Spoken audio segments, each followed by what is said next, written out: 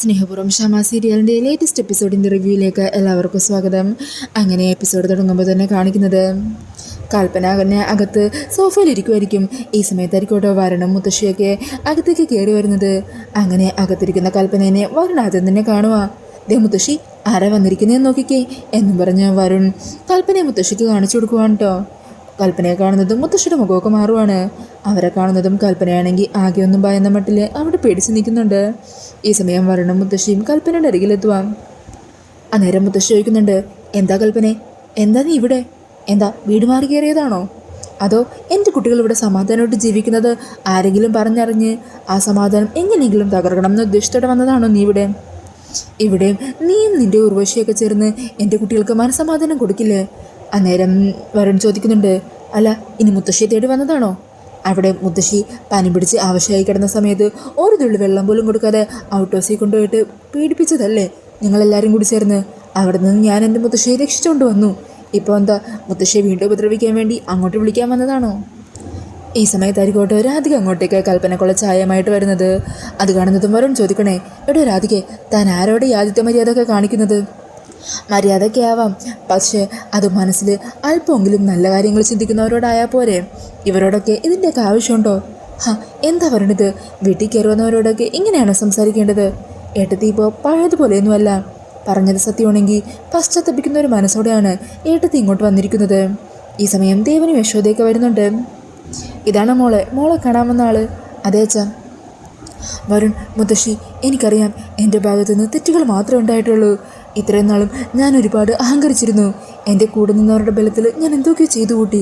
വലിയ തെറ്റുകളാണ് ഞാൻ ചെയ്തത്, മാപ്പ് പോലും ചോദിക്കാൻ അർഹതയില്ലാത്ത തെറ്റുകൾ. പക്ഷേ ഇന്നിപ്പോൾ കാര്യങ്ങളെല്ലാം ഞാൻ തിരിച്ചറിഞ്ഞു. അവിടുത്തെ വെറും ഒരു വേലക്കാരെ മാത്രം മാറി ഞാൻ. മുത്തശ്ശിയോടും നമ്മുടെ കുടുംബത്തോടുമൊക്കെ ഞാൻ ചെയ്ത ദ്രോഹത്തിൻ്റെ ഫലമായിരിക്കും ഞാനിപ്പോൾ അനുഭവിക്കുന്നത്. മുത്തശ്ശിക്ക് വയ്യാണ്ടായപ്പോൾ ചെറിയമ്മേനോട് ഈ കാര്യങ്ങളൊന്നും ആരെ അറിയിക്കേണ്ടെന്ന് പറഞ്ഞ് വിലക്കിയതാ. പക്ഷേ വരുണിൻ്റെ അധികം വിളിച്ചപ്പോൾ ഞാൻ എല്ലാ കാര്യങ്ങളും തുറന്നു പറഞ്ഞില്ലേ. അതിനുശേഷം മുതൽ ചെറിയമ്മ എന്നെ ഒരു നിമിഷം പോലും സമാധാനത്തോടെ ഇരിക്കാൻ സമ്മതിച്ചിട്ടില്ല. വല്ലാത്ത പ്രതികാരം വീട്ടിലായിരുന്നു എന്നോട്. ഞാൻ ചെയ്ത തെറ്റുകൾക്കുള്ള കൂലി തന്നെയാണ് ഞാനിപ്പോൾ അനുഭവിക്കുന്നത്. ഈ സമയം മുത്തശ്ശി പറയണേ, കൽപ്പനെ, നിന്നോട് ഞാൻ പണ്ട് മുതലേ പറഞ്ഞിട്ടില്ലേ, ഉർവശിയോടൊപ്പം നീ ഇങ്ങനെ എന്തിനും ഏതിനും തുള്ളി നടന്നു കഴിഞ്ഞാൽ ഒരു ദിവസം നീ തന്നെ ദുഃഖിക്കുമെന്ന്, അവൾ നിന്നെ ചതിക്കുമെന്ന്. ഇപ്പം എന്തായി? നിനക്കിപ്പോൾ കാര്യങ്ങളെല്ലാം ബോധ്യപ്പെട്ടില്ലേ? ഈ സമയം വരുൺ പറയുന്നുണ്ട്, ഇവരൊക്കെ എത്ര കിട്ടിയാലും പഠിക്കില്ല മുത്തശ്ശി. ഇവരുടെയൊക്കെ സ്വഭാവം ഒരിക്കലും മാറാനും പോകുന്നില്ല. അന്നേരം ദേവൻ പറയണേ, മോനെ അങ്ങനെ പറയല്ലേ. ചിലപ്പോൾ ചെയ്തു പോയ കാര്യങ്ങളെല്ലാം കൽപ്പനക്ക് മനസ്സിൻ്റെ ഉള്ളിൽ നിന്ന് തന്നെ ഒരു പശ്ചാത്തലം തോന്നിയിട്ടുണ്ടെങ്കിലോ? അങ്ങനെയുള്ളവരോട് നമ്മളും ക്ഷമിച്ച് അവർക്ക് തിരിച്ച് നല്ലൊരു ജീവിതത്തിലേക്ക് വരാൻ പറ്റുന്നതാണെങ്കിൽ അതിനുവേണ്ടി സഹായിക്കുകയല്ലേ ചെയ്യേണ്ടത്. മോളെ രാധികെ, നീ കൽപ്പനക്ക് ആവശ്യമുള്ള കാര്യങ്ങൾ എന്താണെന്ന് വെച്ചാൽ ചെയ്തു കൊടുക്ക്. അങ്ങനെ പറഞ്ഞ് ദേവൻ അവിടെ നിന്നും പോകുവാണ്. ഈ സമയം വരുൺ പറയണേ, എന്താണെങ്കിലും ഞാനും മുത്തശ്ശിയൊക്കെ ഇവിടെ തന്നെ ഉണ്ടല്ലോ, ഞങ്ങൾ റൂമിലേക്ക് പോകുക. ഇവരുടെ ഭാഗത്ത് നിന്ന് എന്തെങ്കിലും റോങ് ആയിട്ടുണ്ടെങ്കിൽ അപ്പം തന്നെ എന്നെ വിളിച്ചോ, നമുക്ക് എങ്ങനെ വേണമെന്ന് നേരിടാം. അങ്ങനെ പറഞ്ഞ് മുത്തശ്ശിനെയും കൂട്ടി വരുൺ റൂമിലേക്ക് പോകുവാണ്. ഈ സമയം രാധിക കോഫി കൽപ്പനയുടെ കയ്യിൽ കൊടുക്കുക. ഇതായിട്ടതി, ഇത് കുടിക്കും. അന്നേരം യശോദ അങ്ങോട്ടേക്ക് വരുക. മോളെ, ഭക്ഷണം എന്തെങ്കിലും കഴിക്കാൻ എടുക്കട്ടെ? വേണോ അമ്മേ? ഏട്ടത്തി ഒന്നും കഴിച്ചിട്ടില്ല, അമ്മ വേഗം കഴിക്കാൻ എന്തെങ്കിലും എടുക്ക്. പിന്നീട് കാണിക്കുന്നത് അവിടെ യശോദ വിളമ്പി കൊടുത്ത ഭക്ഷണമൊക്കെ ആസ്വദിച്ച് കഴിച്ചുകൊണ്ടിരിക്കുന്ന കൽപ്പന തന്നെയാണ് കേട്ടോ. നല്ലപോലെ കഴിക്കും മോളെ. അങ്ങനെ പറഞ്ഞ് വീണ്ടും ഒരു ഇഡ്ഡലിയും കൂടി വെക്കുക. ഈ സമയം കൽപ്പനയുടെ കണ്ണുകളൊക്കെ നിറയുക. എന്തുപറ്റി? എന്തിനാ മോളിങ്ങനെ സങ്കടപ്പെടുന്നത്? ഒന്നുമില്ല അമ്മേ, രാധികയെ ഞാൻ ഒരുപാട് ദ്രോഹിച്ചിട്ടേ ഉള്ളൂ. രാധികയോട് ചെയ്തു കൂട്ടാത്ത ക്രൂരതയൊന്നുമില്ല. എന്നിട്ടും എനിക്കൊരു പ്രശ്നം വന്നപ്പോൾ ഞാൻ തളർന്ന് എല്ലാ രീതിയിലും ഒറ്റപ്പെട്ടു പോയപ്പോൾ എന്നെ സഹായിക്കാൻ രാധിക മാത്രമല്ലേ ഉള്ളൂ. അതോർത്തപ്പോൾ വല്ലാത്തൊരു കുറ്റബോധം. അതൊന്നും മോൾ ആലോചിക്കണ്ട, മോൾ ഭക്ഷണം കഴിക്കും. അങ്ങനെ യശോദ അവിടെ നിന്നും പോകുന്നുണ്ട്. ഈ സമയം കൽപ്പന ചോദിക്കണേ, രാധികെ, ഗൗതത്തിൻ്റെ കാര്യം, അതിൽ ഞാൻ എന്താ ചെയ്യേണ്ടത്? എങ്ങനെ ഞാൻ ഇതിൽ നിന്ന് രക്ഷപ്പെടുക? അന്നേരം രാധിക പറയുന്നുണ്ട്, ഏട്ടത്തിയുടെ ഈ ഒരു പശ്ചാത്താപം ആത്മാർത്ഥമായിട്ട് തന്നെയാണെങ്കിൽ അതിനുള്ള വഴി ഞാൻ പറഞ്ഞു തരാം. ഗൗതത്തിന് മരിക്കാനുള്ള മാർഗമൊക്കെ ഞാൻ പറഞ്ഞു തരാം. പക്ഷെ ആദ്യം അതിനു മുമ്പ് ഏട്ടത്തി ചെയ്യേണ്ട ഒരു കാര്യമുണ്ട്. എന്താ അത്? ഏട്ടത്തി നടന്ന കാര്യങ്ങളെല്ലാം ഏട്ടനോട് തുറന്നു പറയണം. രാധികെ, ഞാനിതൊക്കെ സൂര്യയോട് തുറന്നു പറയുക എന്ന് പറഞ്ഞാൽ ഏട്ടത്തി ഒന്നുകൊണ്ടും പേടിക്കണ്ട. ഏട്ടൻ നല്ലൊരു മനുഷ്യനാ. എനിക്കറിയാം എൻ്റെ ആങ്ങളെ. ഏട്ടൻ്റെ ഉള്ളിൽ നല്ലപോലെ സ്നേഹിക്കാൻ അറിയാവുന്നൊരു മനസ്സുണ്ട്. എല്ലാ കാര്യങ്ങളും ഒരൊളിവും മറയില്ലാതെ ഏട്ടത്തി ആദ്യം ഏട്ടനോട് തുറന്നു പറയണം. നിങ്ങൾക്കിടയിൽ ഒരു കള്ളത്തരം ഇല്ലാന്ന് ആയിക്കഴിഞ്ഞാൽ പിന്നെ എന്ത് പ്രശ്നത്തിനെ നമുക്ക് ധൈര്യത്തോടെ നേരിടാൻ പറ്റും. എനിക്കുറപ്പുണ്ട് എല്ലാം തിരിച്ചറിഞ്ഞാലും ഏട്ടൻ ഏട്ടത്തിയുടെ കൂടെ തന്നെ നിൽക്കും. ദാമ്പത്യ ബന്ധത്തിൽ ഭാര്യയ്ക്കും ഭർത്താവിനും ഇടയിൽ ഒരു കാര്യത്തിലും മറയൊന്നുമില്ലാതിരിക്കുന്നതല്ലേ നല്ലത്. ശരിയാ രാധിക നീ പറഞ്ഞത്. ഞാൻ എന്താണെങ്കിലും ഇന്ന് തന്നെ സൂര്യയെ വിളിച്ചു വരുത്താം. എന്നിട്ട് എല്ലാ കാര്യങ്ങളും സൂര്യയോട് തുറന്നു പറയാം. അതിനുശേഷം എന്ത് തന്നെ സൂര്യ തീരുമാനിച്ചാലും എനിക്കൊരു കുഴപ്പമില്ല.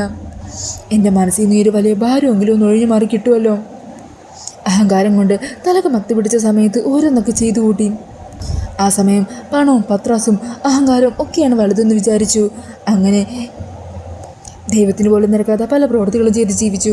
പക്ഷേ ഇപ്പോൾ ഞാൻ തിരിച്ചറിയുന്നുണ്ട്, അതൊന്നുമല്ല ജീവിതത്തിൽ നമ്മൾ നേടുന്ന നേട്ടം.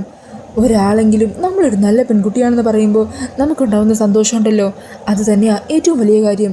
രാധികെ, നിന്നെപ്പോലെയൊന്നും ആകാൻ എന്നെക്കൊണ്ട് ചിലപ്പോൾ പറ്റിയെന്ന് വരില്ല. പക്ഷേ എങ്കിലും കാണുന്ന ആൾക്കാർ കൽപ്പന ഒരു നല്ല പെൺകുട്ടിയാണെന്നെങ്കിലും പറയണം. അതിനുവേണ്ടിയായിരിക്കും ഇനി എൻ്റെ ശ്രമങ്ങൾ. എൻ്റെ ഭാഗത്തുനിന്ന് ഇനി തെറ്റിൻ്റെ പാതയിലേക്കൊരു യാത്ര ഉണ്ടാവില്ല. കൊള്ള ഏട്ടത്തി. ഏട്ടത്തിയുടെ തീരുമാനം മുഴുവൻ മനസ്സോടെ തന്നെയാണ് ഏട്ടത്തി പറഞ്ഞതെങ്കിൽ ഉറപ്പായും എല്ലാ പ്രശ്നങ്ങൾക്കും പരിഹാരം ഉണ്ടാകും.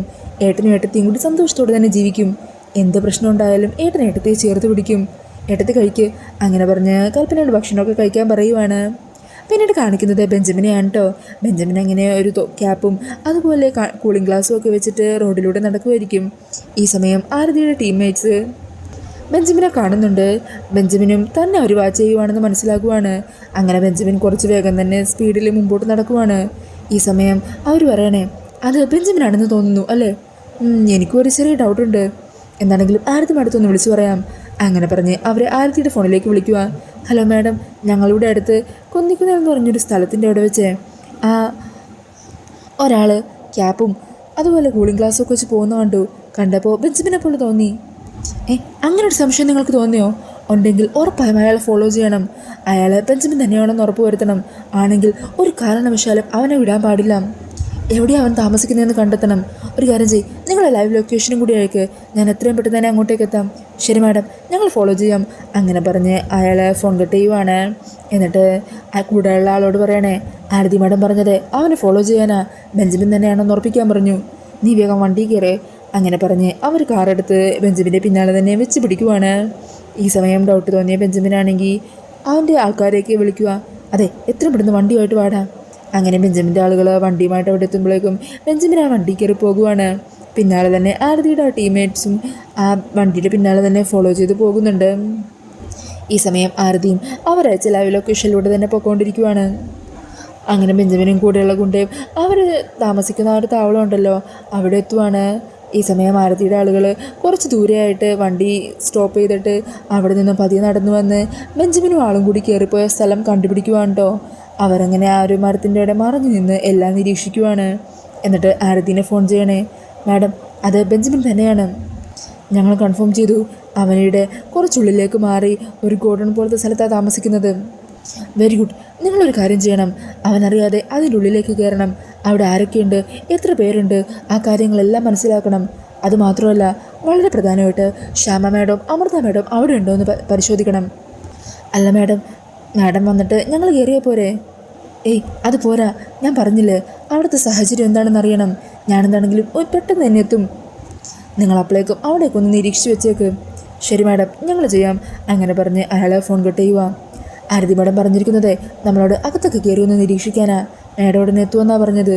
നീ വാ, അവിടെ അകത്ത് ശ്യാമ അമൃത ഉണ്ടോ എന്ന് നോക്കണം. പിന്നീട് കാണിക്കുന്നത് കൽപ്പന വിളിച്ചതനുസരിച്ച് സൂര്യ തിരിച്ചു വന്നിരിക്കുവാണ്. അന്നേരം സൂര്യ ചോദിക്കുന്നുണ്ട്, എന്താടോ കൽപ്പനെ, എന്താ വിളിച്ചത്? എന്താ പെട്ടെന്ന് വരാൻ പറഞ്ഞത്? എന്താ കാര്യം? അന്നേരം കൽപ്പന പറയണേ, സൂര്യ, ഇത്രയും നാളും ഞാൻ നേടിയതൊന്നും ശാശ്വതമായിരുന്നില്ല എന്ന് ഞാനിപ്പോൾ തിരിച്ചറിഞ്ഞു. പല കാര്യങ്ങളും എൻ്റെ അഹങ്കാരത്തിൻ്റെ പുറത്ത് ഞാൻ ചെയ്തു കൂട്ടിയിട്ടുണ്ട്. ചെറിയമ്മയ്ക്കൊപ്പം നിന്ന് നമ്മുടെ ഈ കുടുംബത്തെ ദ്രോഹിക്കാനും സൂര്യയെ ദ്രോഹിക്കാനും ഒക്കെ പലതും ചെയ്തു കൂട്ടിയിട്ടുണ്ട് ഞാൻ. അതിൻ്റെ എല്ലാ ശിക്ഷ ഞാനിപ്പോൾ അനുഭവിച്ചുകൊണ്ടിരിക്കുന്നത്. ഗൗതമിൻ്റെ കാര്യം സൂര്യക്ക് അറിയാവുന്നതല്ലേ. ഗൗതം ഇപ്പോൾ എന്നെ വല്ലാത്തൊരു കുരുക്കിലാക്കിയിരിക്കുക. എന്താ കൽപ്പനെ, എന്താ പ്രശ്നം? അത് പിന്നെ ഇപ്പോഴൊന്നുമല്ല, മുമ്പ് സൂര്യക്ക് വയ്യാതിരുന്ന സമയത്ത് ഗൗതവുമായിട്ട് ഞാൻ നല്ല കൂട്ടായിരുന്നല്ലോ. അത് സൂര്യക്ക് അറിയാവുന്നതല്ലേ. ഞങ്ങൾ ഒരുപാട് സമയം സംസാരിച്ചിരിക്കും. സത്യം പറഞ്ഞാൽ അവൻ്റെ സംസാരത്തിൽ പലതവണ ഞാൻ വീണ് പോയിട്ടുമുണ്ട്. പക്ഷേ താനിപ്പോൾ അതിൽ നിന്നെല്ലാം മാറി അവനോടൊക്കെ അകലം പാലിക്കുന്നുണ്ടല്ലോ. ശരിയാ, ഇപ്പം എൻ്റെ മനസ്സിൽ അങ്ങനത്തെ ഒരു ചിന്തയില്ല. പക്ഷേ ഗൗതം ഇപ്പോഴും അതൊന്നും വിട്ടിട്ടില്ല. ഇപ്പോൾ ഗൗതത്തിൻ്റെ ആവശ്യം എന്താണെന്നറിയോ? എന്നിട്ട് ഗൗതം പറഞ്ഞ കാര്യങ്ങളെല്ലാം കൽപ്പന സൂര്യയോട് പറയുവാണ് കേട്ടോ. അതൊക്കെ കേട്ട് സൂര്യ ഞെട്ടലോട് കൂടി നിൽക്കുവാണ്. ഈ സമയം കൽപ്പന പറയണേ, എനിക്ക് എന്ത് ചെയ്യണം എന്നറിയില്ല സൂര്യ. ചെറിയമ്മക്ക് ചെറിയച്ഛനുമൊക്കെ കണിമംഗലം പിടിച്ചെടുക്കാനുള്ള ഒരു കാര്യം മാത്രമായിരുന്നു ഞാൻ. അവരുടെ ആവശ്യം നിറവേറി. കണിമംഗലം ഇപ്പോൾ അവരുടെ കയ്യിലാണ്. അന്നേരം അവനെന്നെ കറിവേപ്പില പോലെ വലിച്ചെറിയുമായിരുന്നു. ഇവിടെയിട്ട് കഷ്ടപ്പെടുത്താവുന്നതിൻ്റെ മാക്സിമം അവർ കഷ്ടപ്പെടുത്തുന്നുണ്ട്. മാത്രമല്ല അതിൻ്റെ ഇടയിൽ കൂടി ഗൗതമം കൂടി എന്നെ ഇപ്പോൾ ഉപദ്രവിക്കാൻ തുടങ്ങിയിരിക്കുക. അവൻ്റെ ആഗ്രഹത്തിന് ഞാൻ വഴങ്ങിക്കൊടുത്തില്ലെങ്കിൽ എന്നെക്കുറിച്ചുള്ള കള്ളക്കഥകൾ അവൻ പറഞ്ഞ് പ്രചരിപ്പിക്കും. ചെറിയമ്മയോട് ചെറിയച്ഛനോടും ഒക്കെ ആ കള്ളം പറഞ്ഞ് എന്നെ ഇവിടെ നിന്ന് എന്നേക്കുമായിട്ട് പടിയിറക്കി വിടും. നാട്ടുകാർക്ക് മുമ്പിലും കൽപ്പന ഒരു മോശം പെണ്ണാണെന്നുള്ള രീതിയിൽ അവൻ വരുത്തി തീർക്കും. അതെല്ലാം കേട്ട് ജീവിച്ചിരുന്നിട്ട് കാര്യമുണ്ടോ? എനിക്കെൻ്റെ ജീവിതം തന്നെ അവസാനിപ്പിക്കേണ്ടി വരും. അങ്ങനെ ഞാൻ ഇവിടെ നിന്ന് എന്നേക്കുമായിട്ട് പടിയിറങ്ങേണ്ടി വന്നാലും സൂര്യയുടെ മനസ്സിൽ എന്നെക്കുറിച്ചൊരു തെറ്റിദ്ധാരണ ഉണ്ടാകാൻ പാടില്ല. എന്നെ സൂര്യ വെറുക്കാൻ പാടില്ല. ഈ ഒരു അപേക്ഷ മാത്രമേ എനിക്ക് സൂര്യയോടുള്ളൂ. ഒത്തിരി തെറ്റുകൾ ഞാൻ സൂര്യയോട് ചെയ്തു പോയിട്ടുണ്ട്. അതിനെല്ലാത്തിനും ഞാൻ സൂര്യയോട് മാപ്പിരക്കുവാണ് എന്നും പറഞ്ഞ് കരഞ്ഞുകൊണ്ട് സൂര്യയുടെ കാൽക്കൽ കിടന്ന് കരയുവാണ് കേട്ടോ കൽപ്പന. ഈ സമയം സൂര്യ കൽപ്പനയെ പിടിച്ച് എഴുന്നേൽപ്പിക്കണേ. എടോ, താൻ തൻ്റെ തെറ്റുകളെല്ലാം ഏറ്റു പറഞ്ഞപ്പോൾ രാധികക്ക് തന്നോട് ക്ഷമിക്കാൻ പറ്റിയില്ലേ? തൻ്റെ കൂടെ നിൽക്കാൻ പറ്റിയില്ലേ? അങ്ങനെയുള്ളപ്പോൾ എനിക്കെന്താടോ പറ്റാതിരിക്കാൻ? ഗൗതത്തിനെ നമുക്ക് എങ്ങനെ നേരിടണമെന്ന് നോക്കാം. അവൻ്റെ കാര്യം ഓർത്ത് ഇനി താൻ ടെൻഷനാവണ്ട. തൻ്റെ മനസ്സിലുള്ളതെല്ലാം താൻ എന്നോട് തുറന്നു പറഞ്ഞല്ലോ. ഇനി തനിക്ക് എന്തിനു കൂട്ടായിട്ട് ഞാനുണ്ടാവും. എൻ്റെ പെണ്ണിൻ്റെ മാനത്തിന് വിലയിടാൻ ആരും ഞാൻ സമ്മതിക്കില്ല. അങ്ങനെ പറഞ്ഞ കൽപ്പനയെ നെഞ്ചോട് ചേർക്കുവാണ് കേട്ടോ സൂര്യ. അങ്ങനെ സൂര്യയുടെ സ്നേഹത്തിന് മുമ്പിൽ കൽപ്പനക്ക് ഒത്തിരി സന്തോഷമാക്കുവാണ്. പിന്നീട് കാണിക്കുന്നത് ആരതിയുടെ ആൾക്കാരുണ്ടല്ലോ, അതിൻ്റെ ആ ഒരു ഗോഡൗണിൻ്റെ അകത്തേക്ക് കയറുവാണ്. ഓരോ സ്ഥലവും നിരീക്ഷിച്ചുകൊണ്ടിരിക്കുവാണ്. ഈ സമയം അവരകത്തേക്ക് കയറുമ്പോൾ അവിടെ ബെഞ്ചമിനും ഒരു ഗുണ്ടയും ചേർന്ന് ഡ്രിങ്ക്സ് കുടിച്ചുകൊണ്ടിരിക്കുന്നത് അവർ കാണുവാണ് കേട്ടോ. അതിനുശേഷം അതിൻ്റെ തൊട്ടടുത്ത് തന്നെ അവർ വീണ്ടും ഓരോ റൂമായിട്ട് പരിശോധിക്കുക. ഈ സമയം ഒരു റൂമിൻ്റെ ഉള്ളിൽ ശ്യാമ അമൃതയും കിടക്കുന്നത് അവർ കാണുന്നുണ്ട്. അങ്ങനെ ഉടൻ തന്നെ അയാൾ ആരതിനെ ഫോണിൽ വിളിക്കുക. ആരതി മാഡം, ഞങ്ങൾ ആ ഗോഡൗണിൻ്റെ ഉള്ളിൽ കയറി. അതിൻ്റെ അകത്ത് ബെഞ്ചമിനും ഒരു ഗുണ്ടയും മാത്രമേ ഉള്ളൂ. റിയലി? ഒരു ഗുണ്ട മാത്രമേ ഉള്ളൂ? അതെ, ഞങ്ങളിവിടെ മുഴുവൻ പരിശോധിച്ചു. പിന്നെ മാത്രമല്ല, ശ്യാമ മേഡം അമൃത മേഡം രണ്ടുപേരും ഇവിടെ തന്നെയുണ്ട്. Very good. 2 മിനിറ്റിനകം ഞാൻ അവിടെ എത്തും. നിങ്ങൾ ഫോൺ വെച്ച് റെഡിയായിരുന്നോ? അങ്ങനെ പറഞ്ഞ് ആരതി കോൾ കട്ട് ചെയ്യുവാണ്. അങ്ങനെ ശ്യാമേനെയും അമൃതേനെയും രക്ഷിക്കാനായിട്ട് ആ ഒരു ഗോഡൗണിലേക്ക് എത്തിക്കൊണ്ടിരിക്കുന്ന ആരതിനെ കാണിച്ചുകൊണ്ടാണ് എപ്പിസോഡ് തീരുന്നത്. പിന്നീട് നാളത്തെ എപ്പിസോഡിൻ്റെ പ്രൊമോയിൽ കാണിക്കുന്നത് ബെഞ്ചമിൻ്റെ ആ ഒരു താവളത്തിലേക്ക് ആരതി എത്തുന്നുണ്ട്. അങ്ങനെ ആരതി ബെഞ്ചമിൻ്റെ മുമ്പിലേക്ക് ചാടി വീഴുവാണ്. ആദ്യം തന്നെ ഒറ്റ ചവിട്ടിനെ ബെഞ്ചമിനെ ചവിട്ടി താഴെ ഇടുവാണ് ആരതി. ആരതിയെ കാണുന്നത് ബെഞ്ചമിനൊന്ന് ഷോക്കാകുന്നുണ്ട്. ഇത്തവണ ആരതിക്കും കൂട്ടർക്കും ശ്യാമേനെ അമൃതേനെ ബെഞ്ചമിൻ്റെ കയ്യിൽ നിന്ന് മോചിപ്പിക്കാനാകുമോ? പിന്നീട് പ്രൊമോയിൽ കാണിക്കുന്നത് രാധിക പറഞ്ഞുകൊടുത്ത പ്ലാൻ അനുസരിച്ച് കൽപ്പന ഗൗതത്തിനെ പൊളിച്ചെടുക്കാനായിട്ട് ഗൗതത്തിൻ്റെ അരികിലെത്തുക. ഗൗതം ആഗ്രഹിച്ചതുപോലെ സന്തോഷത്തോടെ ഗൗതത്തിന് ഇഷ്ടപ്പെടുന്ന രീതിയിൽ തന്നെ കൽപ്പന സംസാരിക്കുന്നുണ്ട് കേട്ടോ. കൽപ്പനയുടെ മാറ്റം കണ്ട് അന്തം വിട്ട് നിൽക്കുവാണ് ഗൗതം. സത്യം പറയാലോ കൽപ്പനെ, നീ ഇപ്പോൾ എന്നോട് പഴയതുപോലെ തന്നെ സംസാരിക്കുന്നുണ്ട്. നിനക്കപ്പോൾ കാര്യങ്ങളെല്ലാം ബോധ്യപ്പെട്ട് തുടങ്ങിയല്ലേ? സന്തോഷവും എനിക്ക്. അന്നേരം കൽപ്പനയും ചിരിച്ചുകൊണ്ട് തന്നെ ഗൗതത്തിൻ്റെ മുമ്പിൽ നിൽക്കുവാണ്. ഈ സമയം ഗൗതം ചോദിക്കണേ, അപ്പം പിന്നെ എങ്ങനെയാ? ഇന്ന് രാത്രി തന്നെ നമുക്ക് ഒന്നിക്കാം അല്ലേ? അങ്ങനെ പറഞ്ഞു നിൽക്കുന്ന ഗൗതത്തിനെയാണ് കേട്ടോ പ്രൊമോയിൽ കാണിക്കുന്നത്. അപ്പോൾ ഈ ഒരു റിവ്യൂ ഇഷ്ടമായിട്ടുണ്ടെങ്കിൽ മറക്കാതെ വീഡിയോ ഒന്ന് ലൈക്ക് ചെയ്യണേ.